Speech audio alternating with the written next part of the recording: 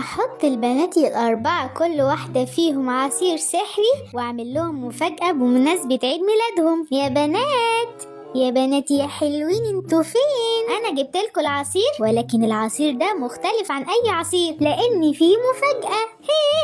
احنا فرحانين قوي يا مامي. يا مامي احنا فرحانين قوي، هنعمل حفلة عصير. أنا أول واحدة هجرب.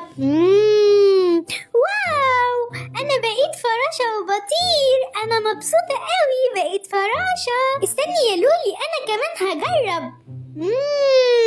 واو، أنا اتحولت لحورية بحر جميلة.